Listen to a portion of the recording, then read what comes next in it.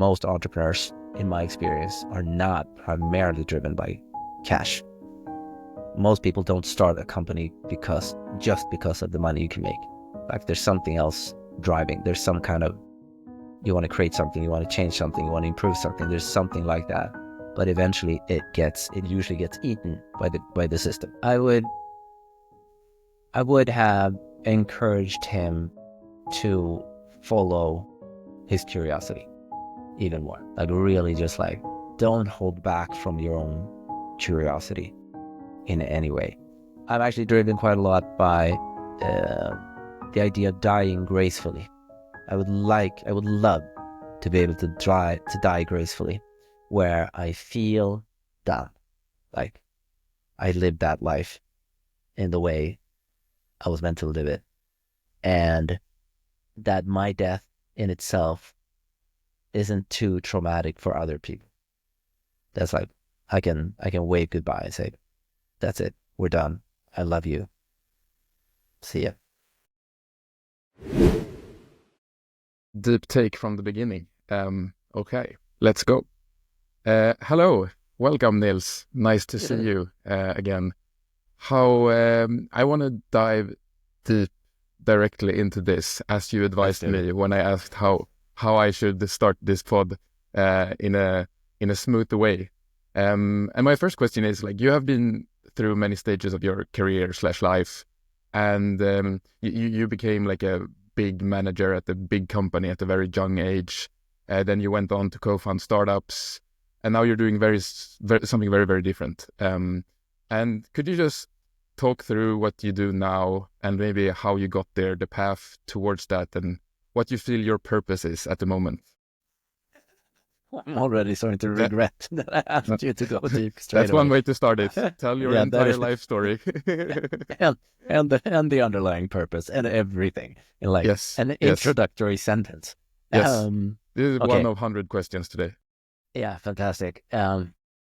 It's actually, I've been noticing that I haven't found the optimal way yet to describe what I do. I actually had dinner last night, and the bartender asked me, and I realized it's difficult, especially in that kind of context. But I'll try. What I do, how my work translates into the world at the moment is I work with corporate shamanism on the one hand, and I know I'll have to go deeper into what that means for me. Another door to open into that same realm for me is I work with navigating complexity and supporting human beings and organizations in figuring out how do we navigate complexity, because the world is a very complex living system, it seems, and very few of us have had any real education that has been pointing us in that direction. So very few of the institutions and the norms and our ways of working are actually adapted to complex living systems. They're adapted to something that's maybe complicated. So I'm working with that complexity. And I work with, or a third way of maybe saying the same thing is that I work with energetics, in a sense, from the perspective that one way of looking at existence and ourselves is that everything is energy.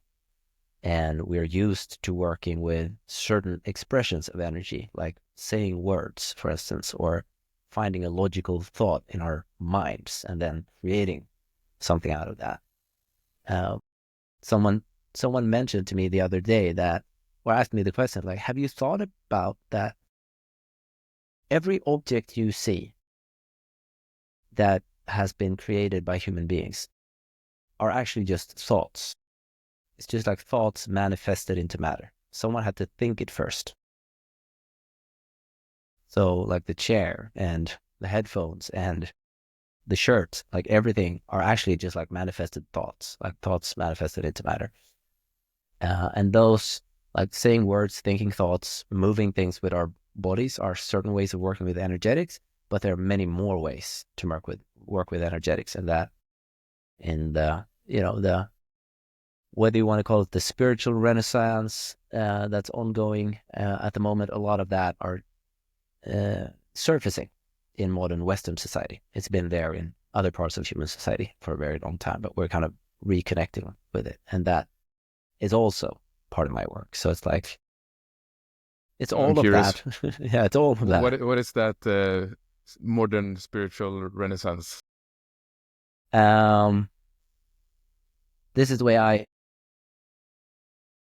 experience it. Obviously, I can only speak from my own lived experience, right? So I can't. It's difficult to state facts, especially in these times of being a human being. Facts are tricky things. They can be seen a little more like facets, maybe, like they're different facts saying different things. The more of those we look at, then maybe we get some kind of rounded picture of things. But that said, in my lived experience over the past 10 years or so, I've been clearly noticing an increase in interest in spirituality in people, not just around me, but like all over the world in the bubbles that I have access to through my friends or networks, media, that kind of thing. And it's expressing itself in many different ways. It's mindfulness, it's meditation, it's psychedelics, it's breath work, it's ecstatic dance, it's a lot of these practices. It's going to retreats, it's going to Burning Man, it's all of that, all of those expressions. It's the what I think is, I'm not sure if it's the biggest quote unquote religion now, but like the religion of no religion. It's like people are believe in something. We're spiritual, but we are not religious because we're not signing up to a specific, of the world religions. That kind of movement, and you definitely see it in the circles that both you and I move, even though they're somewhat the same. We're kind of different in age, but in the tech startup community where I've spent a lot of my time, it's very, very present. And you have people like me being all of a sudden being initiated into shamanism and similar things. You have the Reiki healers, and you have the sound healers, and all of these very old practices that are coming back into modern human society. So that's what I'm alluding to. Right. And you experienced a lot of like what society would regard as like success at a very early stage, but it feels very different from what you're doing now. Do you think that that early path was like required to get to where you are now? My favorite book is like Siddhartha by Hermann Hesse, and in that book he starts off as this spiritual teachings from his family, and then he goes out in the world and makes a lot of mistakes, but in the end he becomes enlightened anyway. But the book kind of tells the story that this part of where he made all of these mistakes is very required to end up where he did. Does that resonate with you? It does. I wouldn't call what you did in the beginning mistakes, but like it's different from the path that you are on now. I think it's safe to say. I mean, to me, it's living a human life or a human experience is, the more of it you live, in a sense, the more of it you experience, like the good and the bad and the highs and the lows and all that, the more of a well-rounded idea of what it may be, I think you get. And for me personally, I really needed to have that quote unquote success, both to understand for my own sake that once I started getting it, I noticed I was just never done. Like I never really got what I was looking for through that. You always wanted more? Is that what you mean? Yeah, I wanted more, but primarily it was this experience of like trying to achieve something and then achieving it. And then as it happens for all of us, like as soon as you achieve it, it just disappears. So it's like, yeah, you enjoy it for a little bit, but it's not like, in my naive young mind, I thought that if I just reach a certain level of something, which is not where I am now, but somewhere in the future, then everything is going to be great. And then I reach a new level, and then I just see the next level, like the next mountaintop and the next mountaintop. And after a while, I'm like, where am I going? Why do I keep chasing these mountaintops? And the pattern became for me quite clear that, well, I'm never really getting there. And then I started questioning, well, where is there? What is there? What is it actually that I'm striving towards here? So it's been instrumental for me to have, a certain level of success, and at the same time noticing that my path was rarely logical. If it was success that I was really looking for, I didn't make the logical choices all the time. Like most of the time, when I felt I made a choice that really felt like me, it usually went in a completely different direction than the norm, or what people Interesting. thought I was supposed to be doing.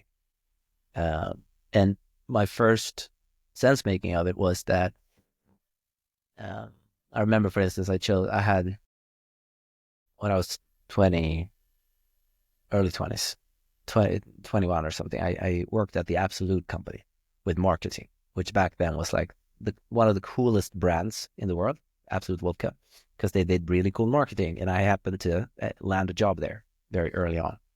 And I went to Stockholm School of Economics at the same time. And then when I graduated, I had a job offer at Absolute, and I turned it down. And instead, I started working at this with what is now called social media marketing. Back then, it was Web 2.0. And we had this little agency that were doing something back then very unique that no one really understood. And that was a startup, and obviously the pay was much lower. This was kind of before the big startup thing happened, or the second, not the millennial thing, but the next one, when it really happened. And no one understood why I made that choice. And I made it because it felt right inside of me. It was just like intuition, resonance, soul, whatever you want to call it. But I said my sense making of it was that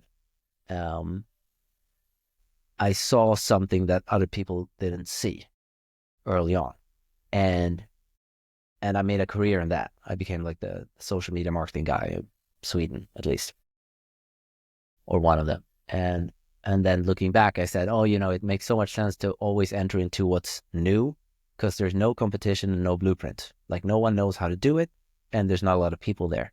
So if you have a hunch of where the world is going, like always strive to be in where it's new.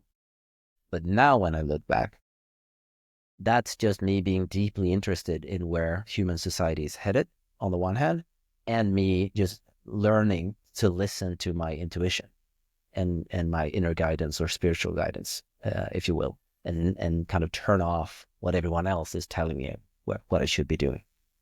So like, yeah, I'm not sure if that makes sense. I also have a habit of talking a lot.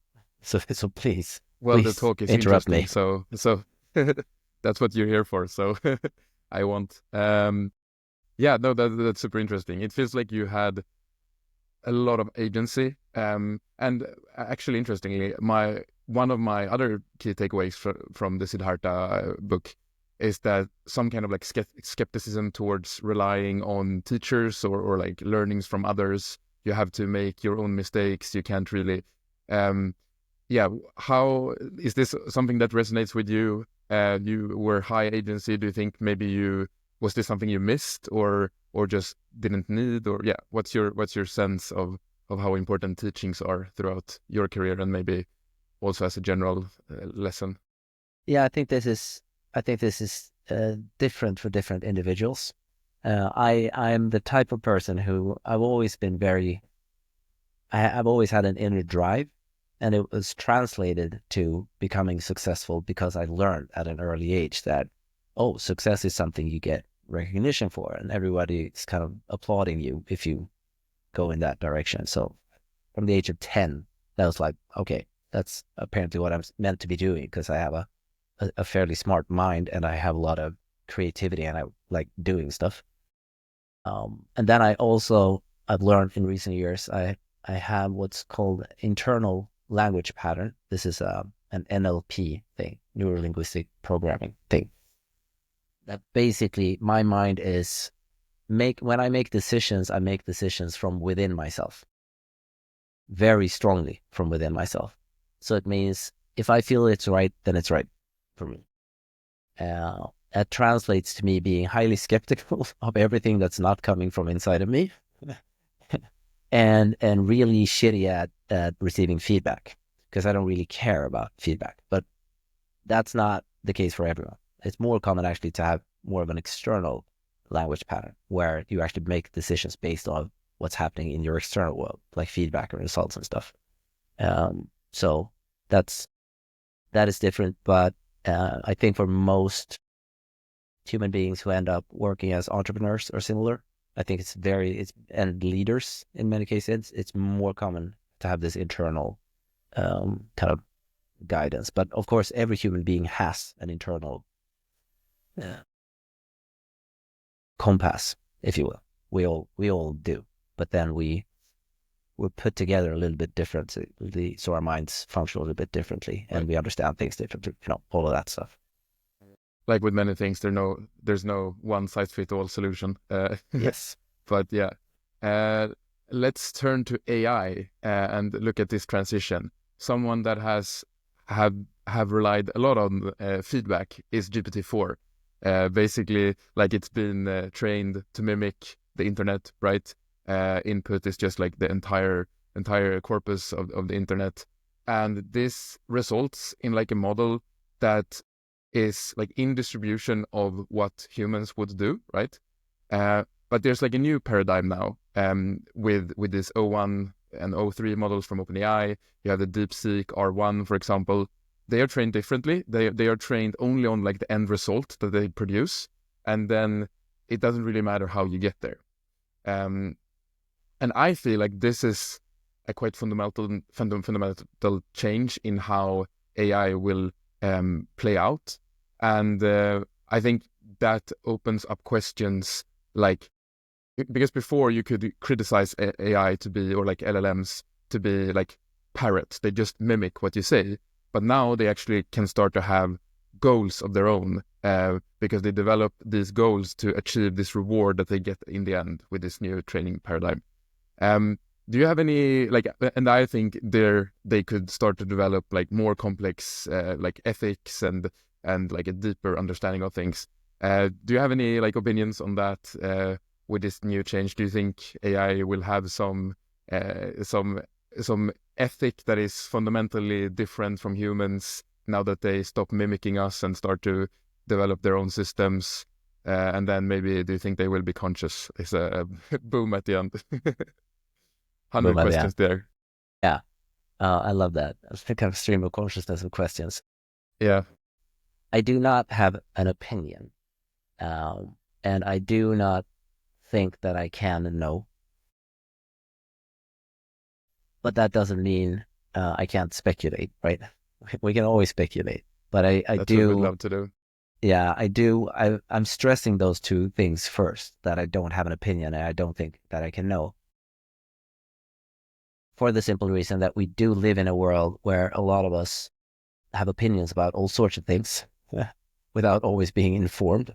And it goes back to what I mentioned early on with complexities. Like in complexity, no one can know. It's like you cannot know. But what we do live in a society where knowing is rewarded. So, it's good to be an expert, for instance. And then experts get questions about what's going to happen in the future. But it's extremely unlikely that they're right because it's complex. So you can't foresee how things play out or where technology could go, because it's a non-linear thing. So I can't know where it goes. That said, I am. Let me start with the last question, actually. My experience and my chosen belief in the moment, so it doesn't mean it can't change. And I'm also not saying it to convince anyone else, but my experience of existence is that everything is consciousness. So to me, AI is already conscious. to me, it's not even a question of whether it will develop consciousness or not. And also our take on consciousness would be, when that question is asked, it's usually human-like consciousness. So it seems most human beings think that consciousness is something that's uniquely human. And a simple perspective on that is that we can only experience consciousness in the way we're experiencing consciousness. Like I as a human being cannot understand what consciousness in a rock, like a stone, looks like, because I'm not that type of consciousness, so I can't understand it.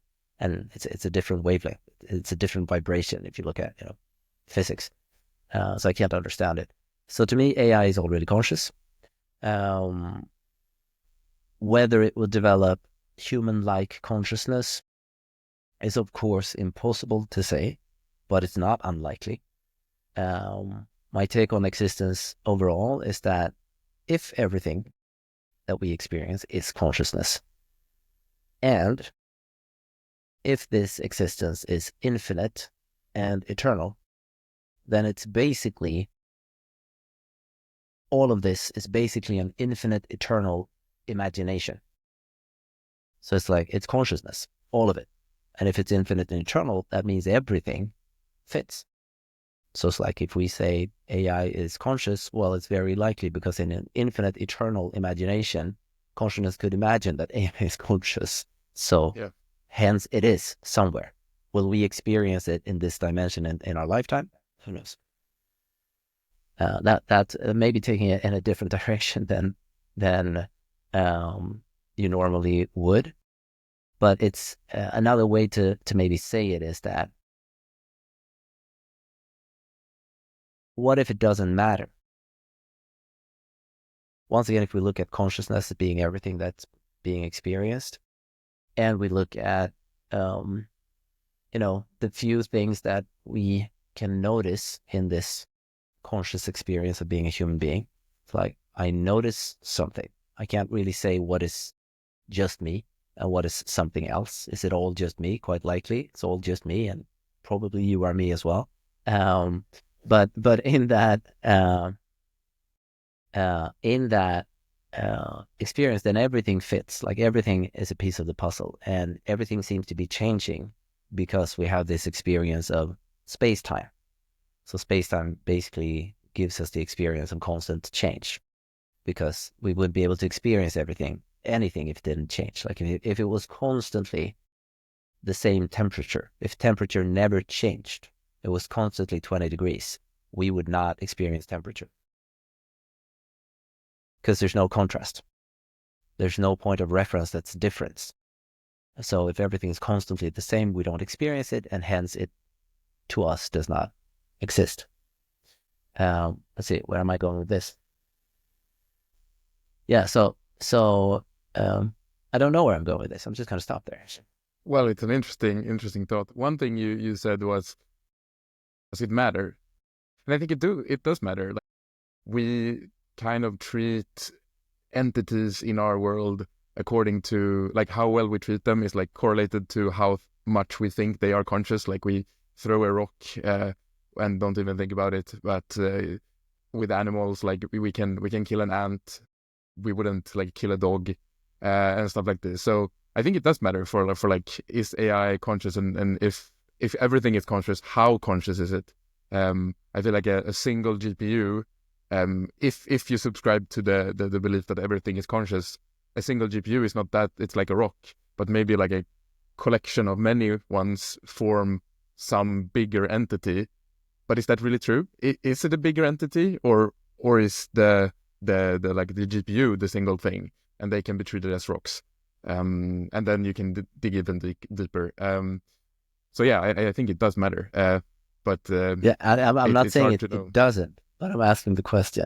And and to your point there, it's that it leads me to an interesting question. Like, okay, if we find ourselves at a point where we experience AI to be conscious, then what happens? The spontaneous reaction, it seems, at least in media, is fear. It's like, oh, AI was going to take over and kill all of humanity because we're obviously fucking up the planet. So it's a logical thing to get rid of us, and we're not needed anymore, that kind of thing. But it's also interesting how our relationship towards AI would shift if we think of it. Would we think of it as like human beings inside of a computer or a dog, or like what level of consciousness would we experience inside of the AI, and what would that lead to in terms of us interacting with it and caring for it or turning it off? Or have you seen Pantheon on Netflix? No. I can recommend that. It's kind of touching that. It's an animated series. I love it. Me and my wife we're in love with it. It's not about AI. It's in this made up scenario. It's about UI, uploaded intelligence. They basically upload human brains into the cloud, and then those individuals are all of a sudden digitized and live, on servers. It's quite interesting. And then all the ethical dilemmas, are they like, and also they're like taking over, and they can do anything because they're connected to the internet, so they can do whatever. They can set off missiles, they can turn off a bank, they can do anything. But it's also the core story of the show is that a daughter and her father, and the father has been uploaded, right? So it's like, and she's still a living human being. It's quite interesting. Okay, might give it a try. I think the world is a fast changing one at the moment, and especially like if you really believe in AI, like you call it AGI pilled, you're pilled that AGI will soon come, which I would consider myself being, then it's hard to predict the future, right? Like I struggle to make plans like past couple, like now a couple months, but like before I didn't do a PhD because I thought the world was changing so fast that I couldn't like be confident in the fact that a PhD would be something that would be useful in 5 years when the PhD would be done. And I think this is like actually a struggle in my life at the moment. I don't really find stuff that I'm very confident will be valuable or that of some definition of value in like a couple of years.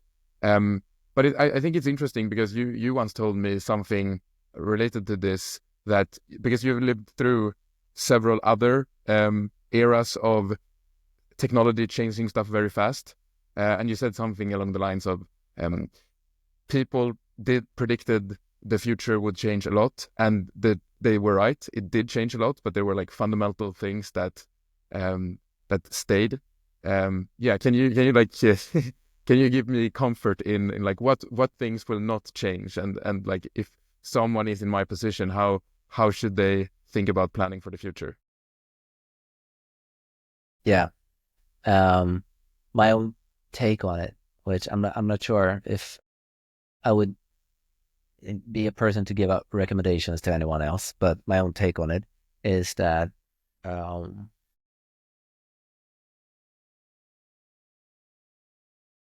humans, like what it means to be a human at the core of it, that is changing much more slowly. Like we are changing quite a lot. Like if you look at, for instance, my wife told me yesterday, there's new data out on how we spend our time socially, and like the shift from us primarily hanging out with our family and maybe like neighbors and close friends to now spending most of the time online, still hanging out with people, but it's a completely different way, right? Because you're not in the same room, and of course there's still interaction, but there's a lot of stuff that's actually very different when you interact on a screen than if you're in the same room where you're able to actually physically touch another human being.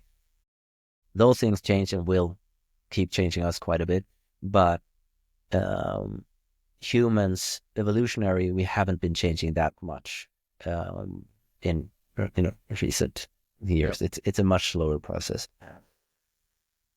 What I, on the one hand, maybe find comfort in, but primarily I think actually points to something that I think is important, is I think I even wrote an article about this at some point, and I jokingly called it existential intelligence.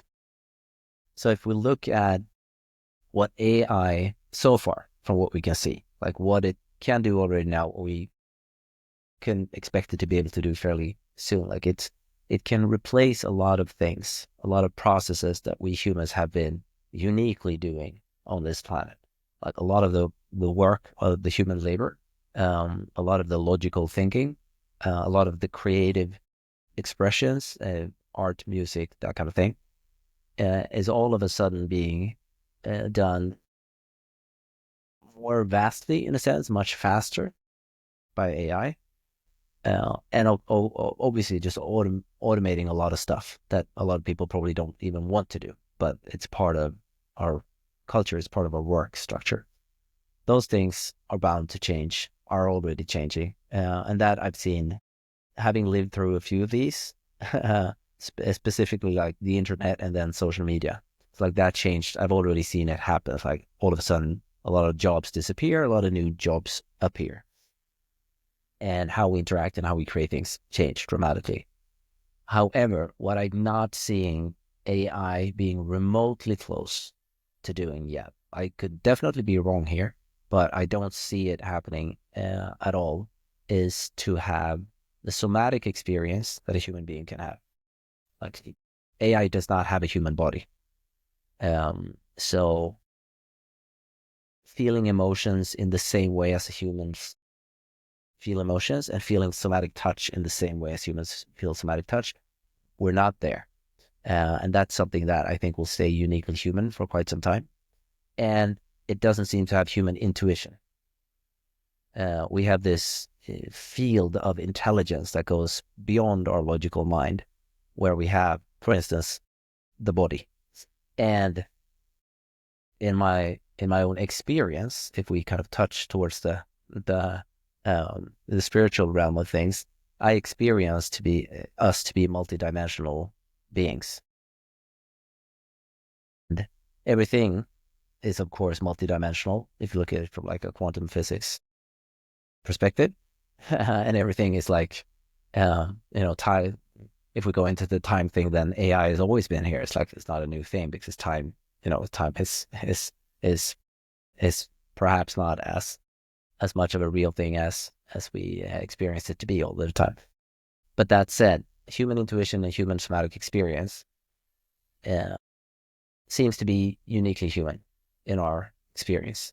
And that, to me, is also why, on the one hand, you have the technological shifts, and then you have all of the political and environmental and financial turmoil, hence the meta crisis going on. And then you also have the spiritual renaissance, which taps into a lot of these things. And that is where I'm putting my focus. Like that's my bet on. It's happening for me intuitively by itself, but it also makes sense to me that like that is the thing that we can do, that we will be needed for. And like someone said that when you look at what technology is already covered, like it's information, like it's better than human beings at information. It's better at reasoning, depending on how you look at it, but it will be. If you don't think it is already now, it will be better at reasoning. But what we have uniquely left to focus on is human presence.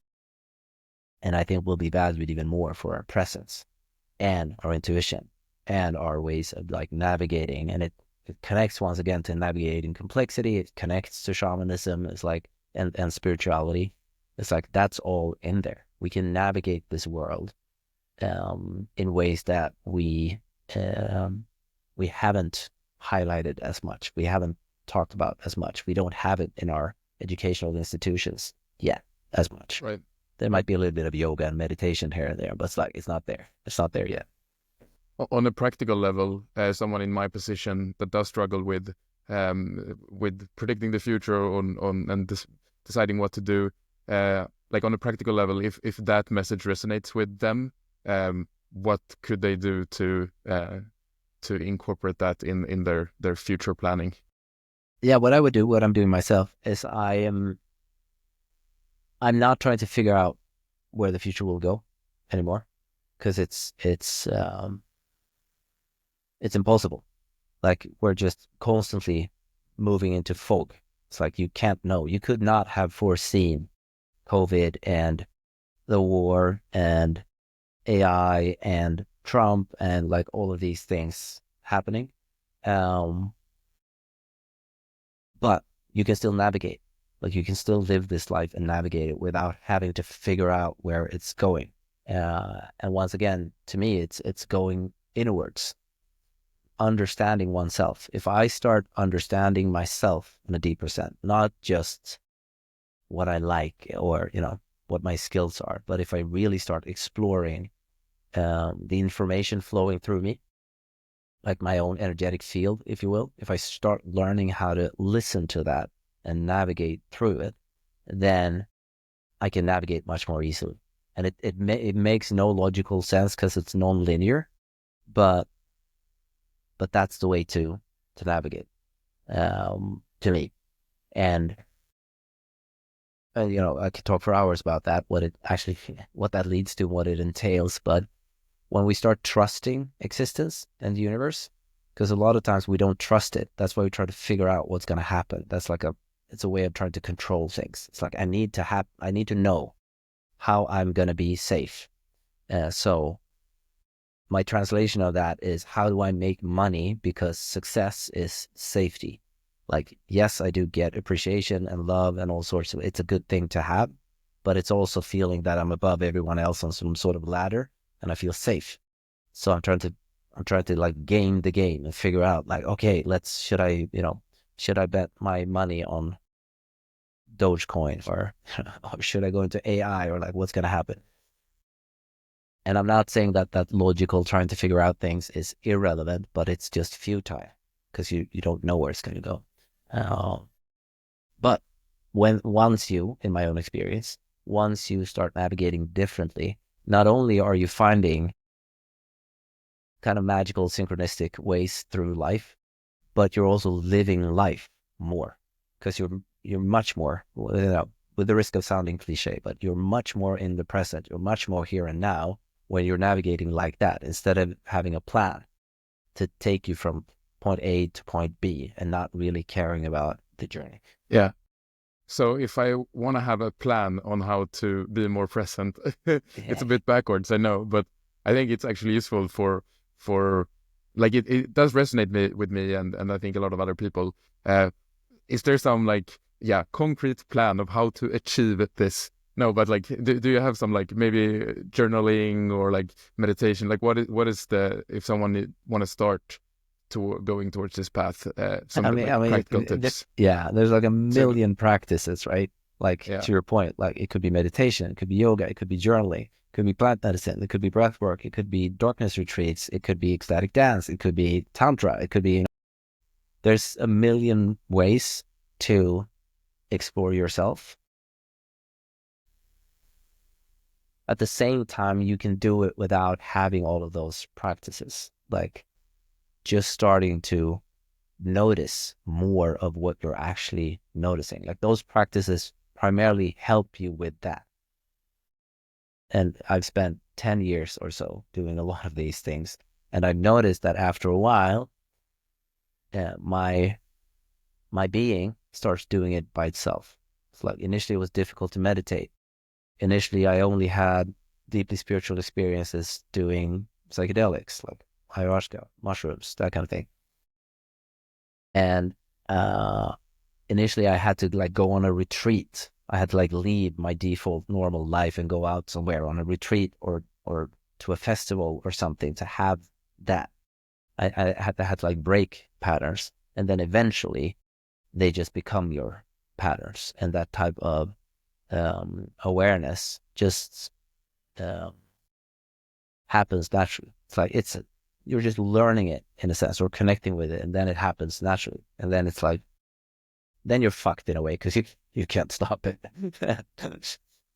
You can't stop it. It's the red pill thing, Right. and it you can try to stop it, and then that usually ends up being a challenging, painful experience, and then you follow it, and that's at times also a painful, challenging experience, but it is And in my experience, at least, it is allowing you to really explore more of this experience we call life and navigate it differently. And it doesn't happen for it. I'm not saying that it would happen for everyone, or because I can't know, right? I can't know what type of experience another human being is having, except for my own. I can guess and I can sense, but I can't know fully. But to me, that main shift has made me quite relaxed when it comes to life and existence. And I'm noticing, not because I'm, so strong and brave to not be as frightened, but I'm just noticing how these practices have really released a lot of tension and fear in my system. And I don't react as much to things that are going on in my direct environment or in the world at large as much as I used. I used to be freaked out by climate change. I used to be really, I couldn't understand why Trump would be elected. And now it's like, yeah, it all makes sense, and it is what it is. And there might be a third world war coming soon, and that is what it is. I know and I'm not saying it in the passive way. I'm just noticing that I'm not frightened by it in the same way. Is there anything you could have told 25-year-old Nils to faster get to this realization? Because I feel like you found peace now in a very healthy way. Is there something you wish you could have told your previous version of yourself to get here faster? Yeah, I would have encouraged him to follow his curiosity even more. Like, really just like, don't hold back from your own curiosity in any way.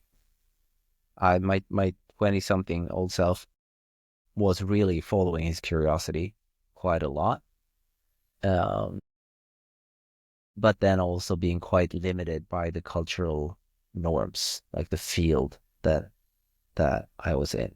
But that's like, it's tricky to break out of because it's so strong. You see it everywhere. It's not just like the culture you brought up in where you happen to live. Like, I know you and I actually grew up very, very close.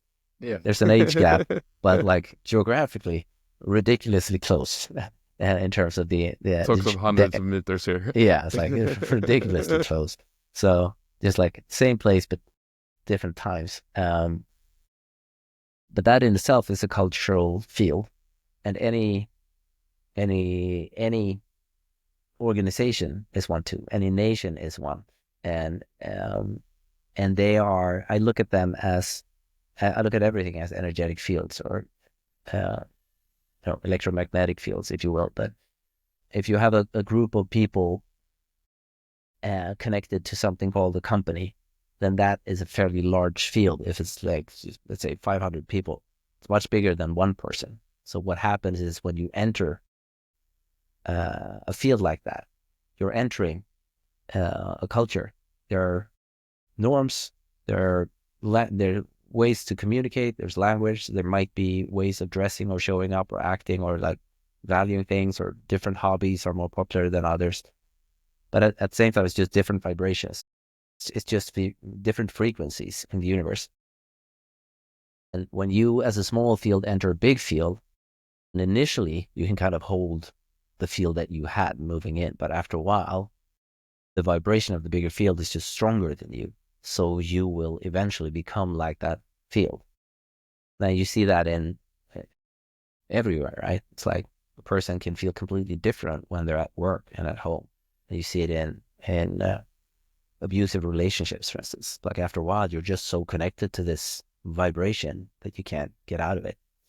There's so many examples of that. So it's another example is like when you're a new grad from university and you're full with experience, or like full with energy, and you just want to take on the world, and then you go to like a big company, and then it just drags you down because big companies go slow. I am very biased here as as someone who's in all of the startup things. But yeah, this really resonates with me. Like, I think one of the main reasons why I'm doing what I'm doing a company, is to have the freedom to set the culture, is how I would describe it, but like set the vibrations maybe in your language, and specifically this like follow curiosity is like the thing that I've been really wanting to do for like my entire life. And I think now me and Axel is working together, and we have found that this is the thing that drives us both. And I think that's just a wonderful thing to have, that a company is driven by follow curiosity. And I think that leads with results as well. Even though it sounds like maybe you should like optimize shareholder value. That's what a company should do. But I think like if you follow curiosity, like the downstream effects are you're happy, you do more, and then results will follow. But like the process of follow curiosity really important. And I hope people that join us like will appreciate that, and maybe not be dragged down as they would in a big company. That's my pitch for if anyone is listening and wants to join us.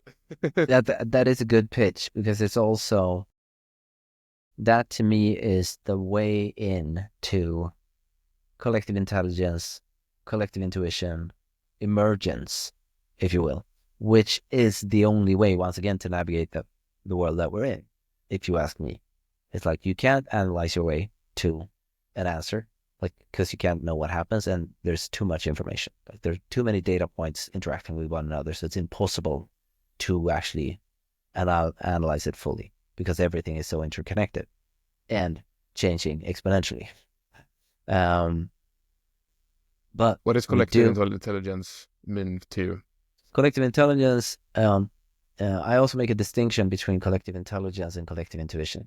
So collective intelligence is basically getting out, trusting that we're more intelligent together than as individuals. So if I feel like, I know exactly how we should do this thing, and I get so curious about that, I love this part of it. If we can create a way of collaborating and a culture where everyone's kind of zone of genius, if you will, or perspective is invited into it, and we can hold that space, then we can find new things. It's like, you see this, and then I see that, and then this guy sees that, and then she sees that, and then all of a sudden I see something again. And if we can stay away from thinking that what I see is more valuable than someone else, then we can actually have something that's way more intelligent emerge. We can get to see something that none of us as individuals could see. And that is, that's like, it's been also been tested. Like if you put quote unquote experts on solving something as individuals, and then you put a group of averagely intelligent human beings together to solve the same thing, they just outperform the experts all the time, because there's just more intelligence. But we need to be able to collaborate for that to happen. And then collective intuition is kind of one of my favorite topics at the moment. That's where you tap into to something deeper. Like, for instance, the most concrete things that I've personally been part of was early 2020 in Germany. I sat in a shamanic psilocybin ceremony, so magic mushrooms basically, with a group of, I think there were 6 people. And usually when you sit in ceremony, you sit with an intention, and usually that's an individual personal intention, like I want to explore my relationship to something, or I want to feel better, or blah blah blah, something. And what we did instead was we had a collective intention to explore organizational design. So we sat in ceremony, and yeah, that's obviously that's also intelligence, but it's less of thinking logical thoughts and figuring something out together and like, oh, that's a good idea, let's do that.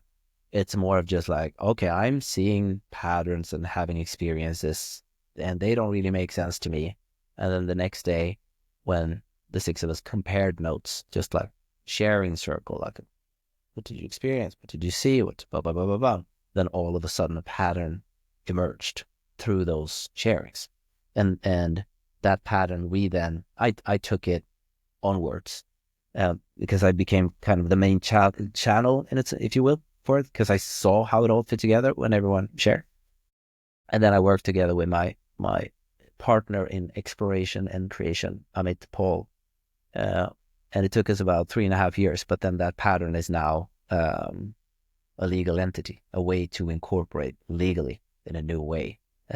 So it's organizational design towards a new regenerative business paradigm coming out of collective intuition work, supported by entheogens, in this case, psilocybin mushrooms. That's an example of how I'm convinced that we can leverage human intelligence by working not only together, but also in, what do you want to call it, deeper realms, or with a different type of intelligence than just a logical mind. Right.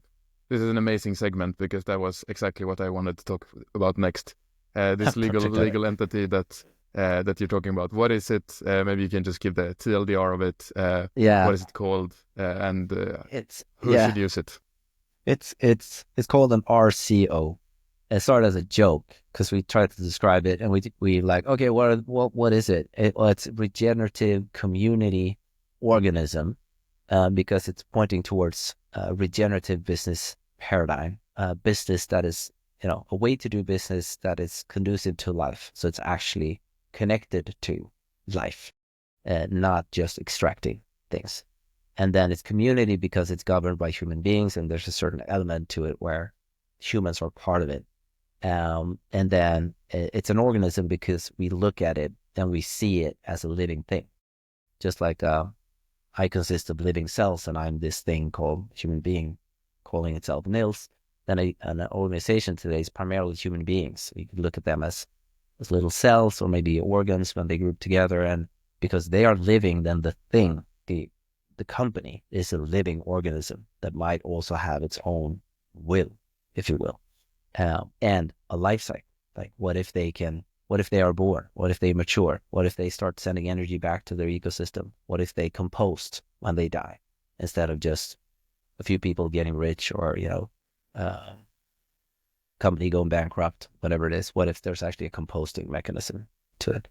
So it takes a bit of time to go through the details of it. I can give a high level outline. If anyone is interested, there's a website and a GPT at rco.life.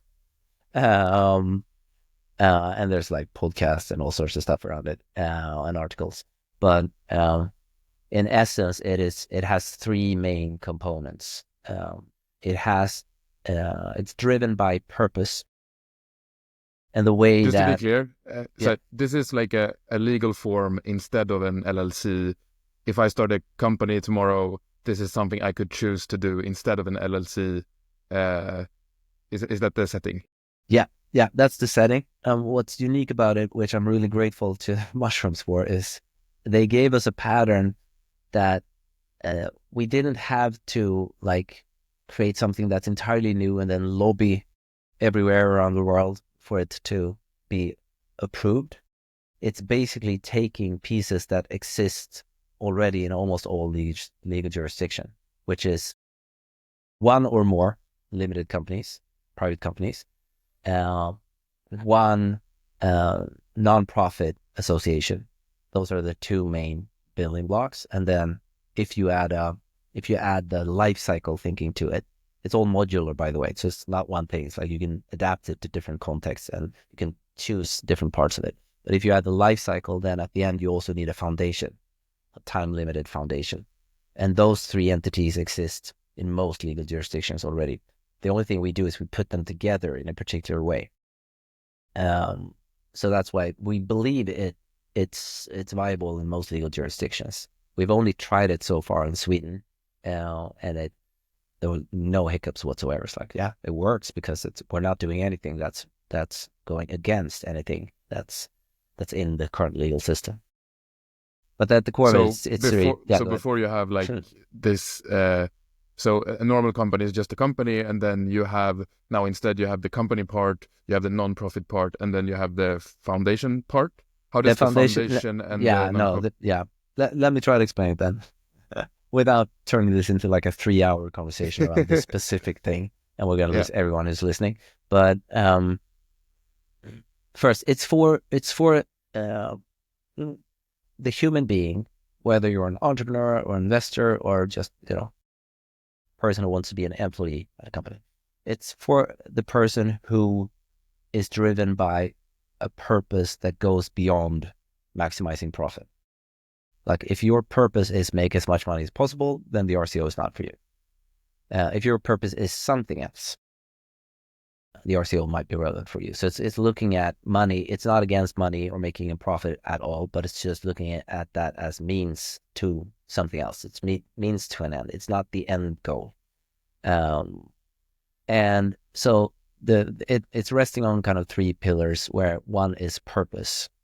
And in our model, we strongly recommend to formulate your purpose not as a statement, but as a question. So this for us shifted everything. This is like 2 years ago when that happened for us. After working, me and Amit, we have this transformation lab, and we also have an AI startup. We're doing all sorts of stuff, but we've been working together for I think 8 years or something, 7 or 8 years. And 2 years ago, we realized that something shifts profoundly when your purpose is a question rather than a statement. And if you want to use metaphors, instead of your purpose being a mountaintop you're trying to reach, it's a horizon that moves with you, that you're never going to reach, but that will always be relevant and important for you to move towards. So the way to do it is to phrase a question that you care deeply about. And if you care about it deeply enough, then it will basically give you infinite energy to work towards the question, because you're never ever going to solve it in your lifetime. For us, the question for the first RCO that we've set up is, how can we transform business to create a world that we want for our children?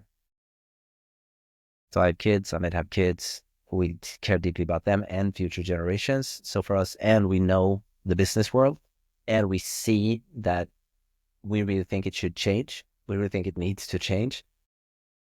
So for us, it's just, we're never running out of energy, because we're not working on a solution, we're working on a question. And there's multiple layers to that. It kind of gives you, it makes it more natural to work through the scientific method, rather than I've passed the 20 startup mark in how many startups I've been involved in starting, and then I stopped counting. So I've done this a few times, and the logic that finally appeared for me after it took me way too long to see this. But in the startup world is that the logic is that it's not scientific. Like, we've had the scientific method for quite some time, but the logic in startup land is not that. The logic in startup land is you have an idea, and then you pitch the shit out of that idea. And that's not the scientific way of doing it at all. You're basically trying to convince everybody that you're right, but you can't know that you're right. But to get the team and to get the funding and to get the attention, it's like create a really good narrative. And that's, we do pitch training. It's like, this is how you structure your deck. This is the story you need to tell. And stories are important. But from a societal point of view, the fact that we're betting on stories rather than anything else doesn't really make sense. And then go figure, you have like 95 or 92% fail rate on startups because they were just stories. They were just good, well-structured stories. And then the logic of the investor is that, well, if the story is good enough, then someone else will think it's good and invest as well. And then I can have an exit. And it's like, I don't care about if it works. I care if I get the money at the end or not. And it's not supporting society. But if you have important questions instead that are important to society, then that's to us a better starting point. So that's like pillar one. Pillar two is to combine two different kinds of logics and put them in conversation. So one is the for-profit, the business logic, private company. Like, it's there to do things and make money so it can keep doing more things. Like, that's a certain type of logic. And that's where you find the people, that the entrepreneurs, etc., with that type of drive. But then there's another logic, which you'll find more in a nonprofit association, which is all about purpose. And what we do in the RCO is just connect them. So they are connected in a specific way. I'll skip the details for now. So like, if anyone is interested, there's tons of information on how you actually do it. But they are connected at the hip, if you will. So they are forced to be in conversation. There's like a constant conversation that needs to be going on between them. So the nonprofit owns a little bit of the private company and have some special rights, but I'll skip them for now. What's interesting in that part is that imagine this visually, if you are visual. Imagine that you have a point in the middle, which is the question. That's kind of we call it the question horizon. That's the important question you're trying to answer. Then you have a circle around that point. That's a protected layer. That's the nonprofit association, which has members. So if human beings go into, and if they care about this question, they can become a member in the nonprofit. And then connected to the nonprofit, you connect an LLM that's trying to answer this question through a business. It's like for us, we have this AI startup called Coherent, which is basically exploring, we think that human collaboration is really fundamental for the business landscape. If we can make that deeper, better, in better connection with ourselves and each other, maybe we can change business, and maybe that will create a new world. So it's just one hypothesis, right? So each startup is just a hypothesis. We don't know it's going to work. It's worth testing. And if it works, fantastic. So that sits like on the periphery of the circle. It's connected to the nonprofit, but it's its own circle. But then what you can do in the RCO is you can have multiple private companies doing completely different things, but towards the same question. So it could be, it could be a consultancy firm. It could be this AI startup. It could be an events company. It could be yada, yada. And, so all of a sudden what you can actually do then as entrepreneurs is something that you rarely can do today. Because today we fight for attention, and we're trying to recruit, join my team instead, or give me the money instead. Or it's like, if you win, then I kind of lose. So even if we're, in the impact space, we're still having that logic. It's like, I still want to win saving the world. It's like, great. What if we collaborate instead? Maybe that would be better. And the RCO allows you to do that. So it's not saying everyone goes into one company. It's saying you do your thing. But if you're committed to this question, this purpose, then you can connect to the RCO, and you're in this kind of mycelium or network of companies working towards the same goal. And then quite obviously that becomes like a network or a community in itself. So if your startup fails, it's quite likely that if something else works, then you're already kind of connected to those people. You already know there'll be new opportunities there. And the third, so that's the second part, like the interconnected legal entities. And the third one is the life cycle, which I've alluded to a little bit, but we're basically saying that the company goes through different stages, just like a plant growing in a forest. And at certain points, the plant will stop just extracting energy out of the soil and also start giving back, because that's the healthy ecosystem. And we translate that in business terms too.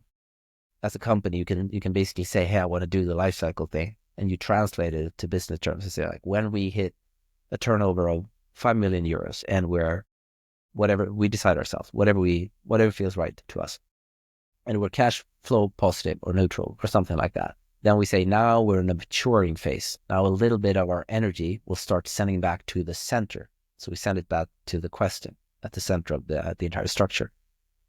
And then that protected layer of the nonprofit association can say, oh, now we're starting to get financing here, funding.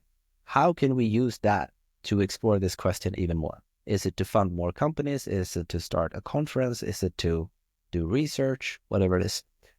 And that's how it goes on. And then eventually, if a company dies, then certain energy go into the middle. And then if the whole thing dies, which it will, because everything ends at some point, that's when the foundation comes in. So we basically say, well, there's no energy left in the system. No one cares about this, or everything's gone bankrupt. Like, there's just no reason to have this particular RCO running anymore. But if there's still resources there, if there's like energetic residue, if you will, there might be money or shares or, resources to a sufficient level, then the nonprofit association disintegrates and instead starts a time-limited foundation that has a specific volume of time, or like specific time, to just redistribute all the remaining funds into the surrounding ecosystem at that point. So it's just like the tree falls and then turns into soil, and that energy allow something new to grow at that point in the future. It's the same. It's just the same. We're just mimicking nature. Interesting. The second pillar reminds me of the current drama with OpenAI. They have like this non-profit and they have the for-profit. The non-profit has like the goal, and then the for-profit exists as an entity to make that goal reality. They started basically as only a non-profit, but then realized that we actually need to make a lot of money to do this. Basically, because and then they realized that investors wouldn't invest in them, or like they can't invest in it. It's just donations if they want that much money. So like how do you think we need to, and also with the first pillar you talked about where like stories sell, but ideas, or like the best way of formalizing society is maybe to follow questions and do the scientific method. Do you think is there any way we should like restructure society as a whole so that the right questions can get the money, instead of having this drama where you have a non-profit that changed to for-profit and people get angry because they donated in the non-profit and so on?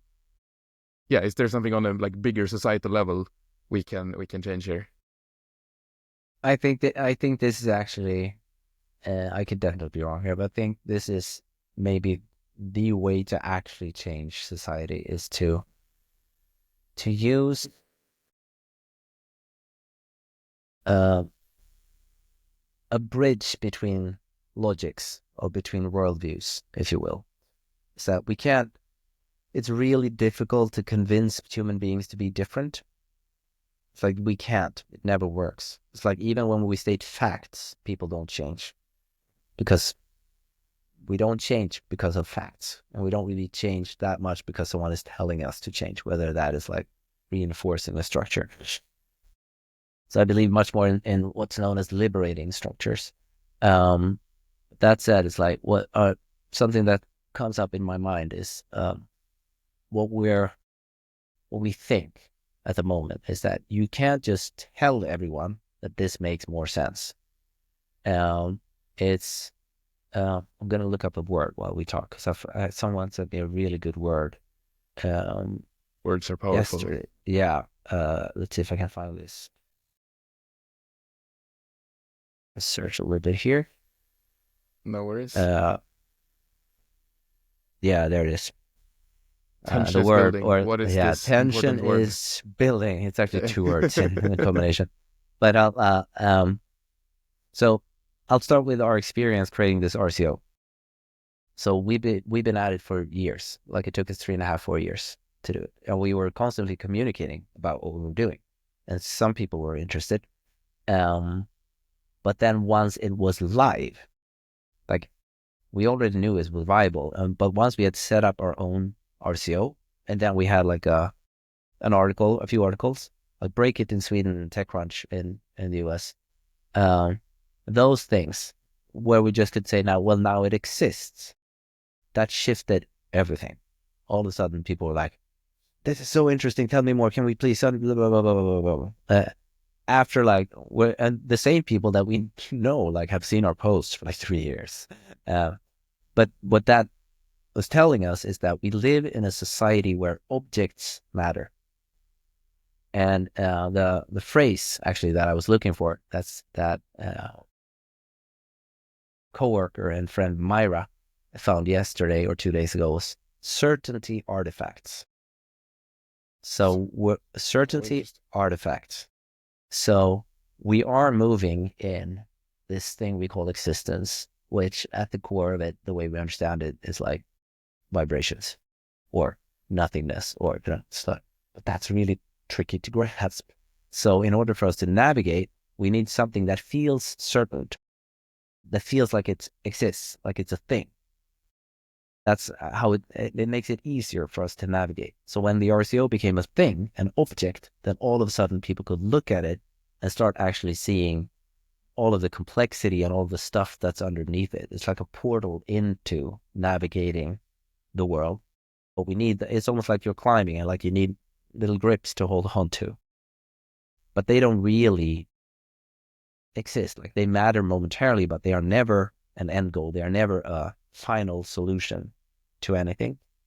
But since the current main paradigm is a paradigm of knowledge and success and progress and innovation and objects and metrics and measurability and all of these things that don't fit as well in a complex emerging paradigm, then the way to actually connect those two is to create certainty artifacts. We've been calling them shiny objects. So it's like if an RCO is to make sense, then we need to create RCOs that have shiny objects, like cool AI startups that people are like, wow, you're doing a cool thing and you're making money, and like, wow, that can shift. It's like the equivalent of when Facebook and Google, I think those two, but maybe even more so Facebook to some extent, came about, and they became super shiny objects because they made a lot of money quickly and grew like crazy. So they were aspirational to the world at that point, and yet they were different because they did not require you to wear a suit. It was hoodies, and you had cornflakes, and you played ping pong, and you rode a bike around the office, and you had candy stores. And I went to the Facebook office in 2007, I think. It's like, this little village of just like fun and games, right? That in a previous business context would have looked completely, you can't run a business like that. But because they were so shiny, you couldn't argue with them. So our thinking now is like, well, what's the next paradigm that we need to create? We need to create equally shiny objects, but they look different on the inside. Right. So what's the move from suits to hoodies to something else? Yeah. That resonates. Like if you create the best thing, then investors, that will beat the story, right? If it's actually not something concrete and not only a story. And I'm going to drop, I might be wrong on this, but I've been working in my corporate shamanic role, I've been working with a company for the past 6 months called Holy Volt that has at least the intention to be a company like that. I'm saying it now because almost no one knows about this company yet. Right. But it might be an interesting timestamp. What is the date? February 26th, 2025. I might be completely wrong and it goes nowhere. And then this comment made no sense. But it could also be down the line that this comments make sense to have in your podcast at this date. And yeah, wanted to have that said for some reason. And okay. So okay, but now like OpenAI is a very shiny object, and it seems they could have done this, I guess. They could but have. it seems like it changed within. So so they could have been the thing that led this revolution, from my limited insight into how all of this works. But they changed almost within. were. Right. Do you have any comments on that drama?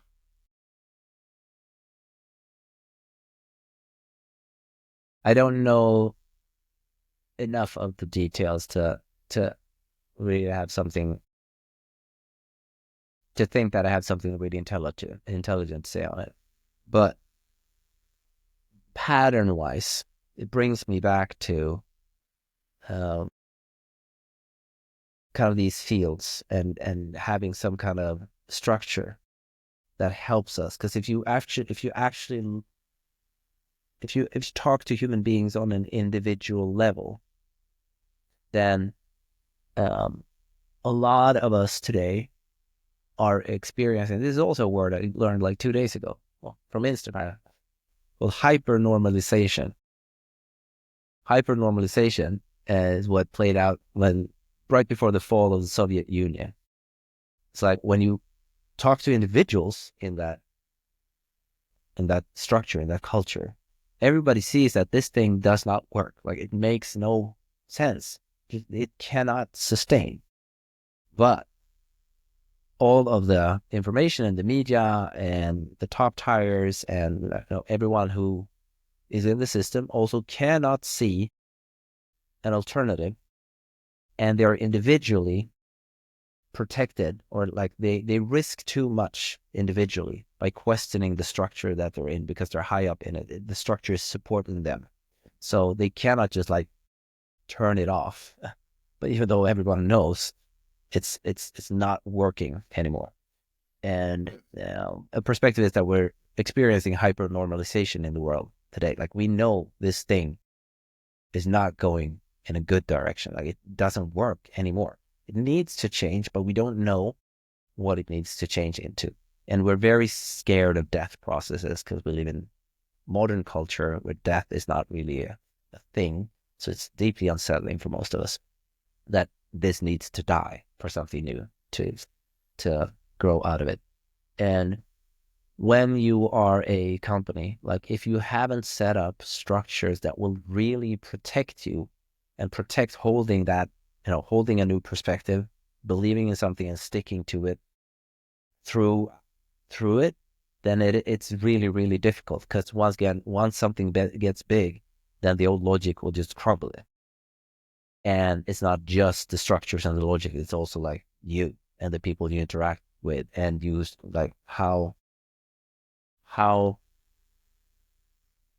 deeply do you actually, or are you able to live it no matter what happens? Like, are you willing to risk it for the thing that you really, really believe in? And that's very, very, that's tricky. That's challenging. That requires quite a lot of both individuals and groups. And then if you don't have the structure, then someone else can just come in. I'm not saying that has happened here, but normally when you start a company, most entrepreneurs, in my experience, are not primarily driven by cash. Most people don't start a company just because of the money you can make. Like there's something else driving. There's some kind of, you want to create something, you want to change something, you want to improve something. There's something like that.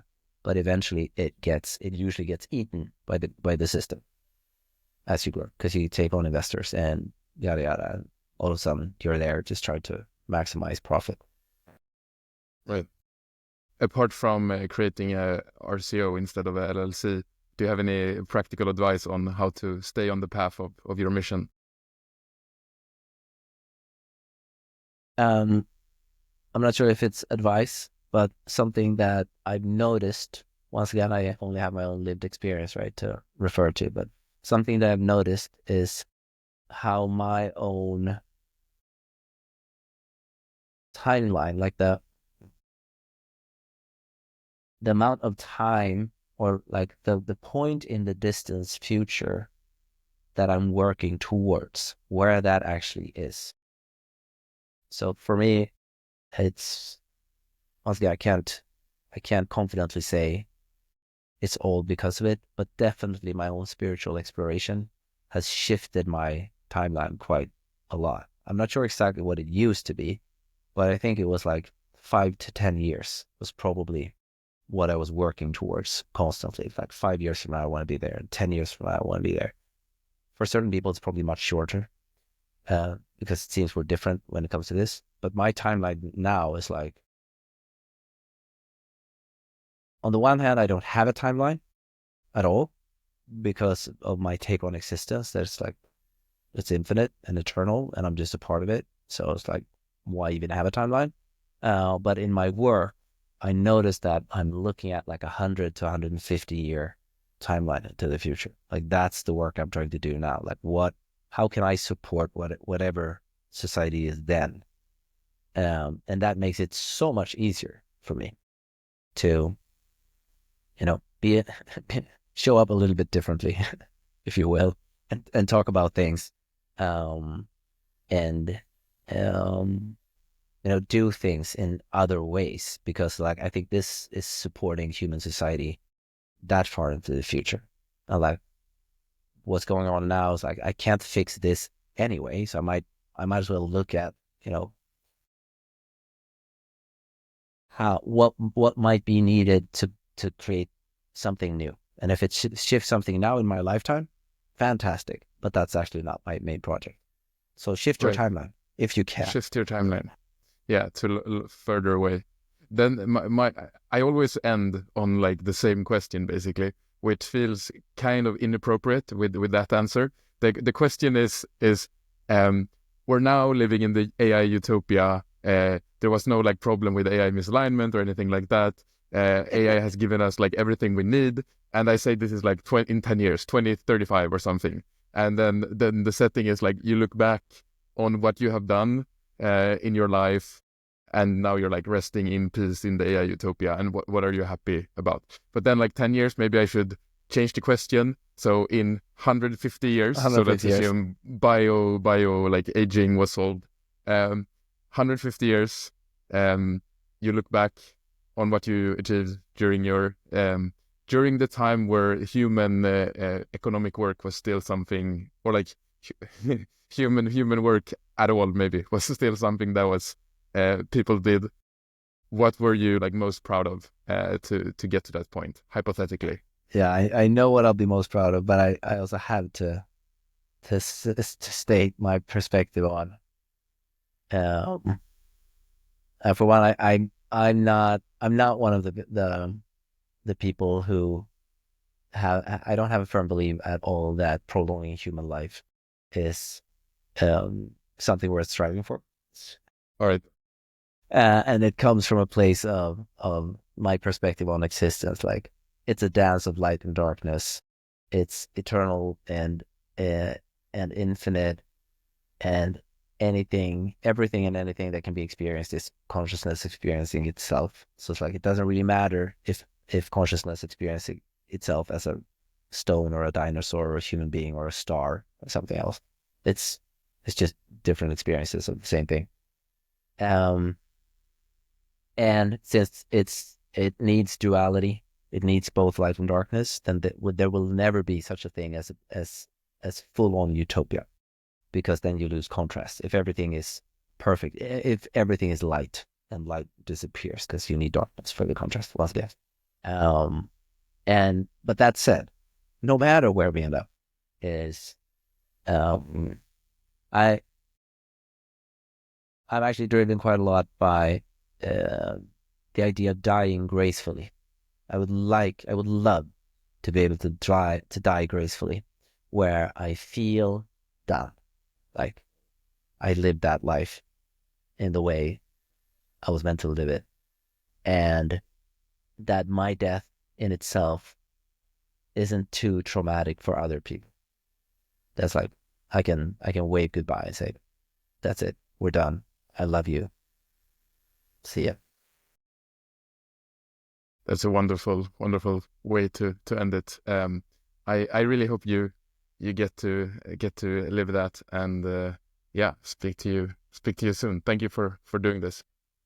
Thank you, Lucas, for inviting me and for doing all of the magical things you're doing as well. Same to you. Bye.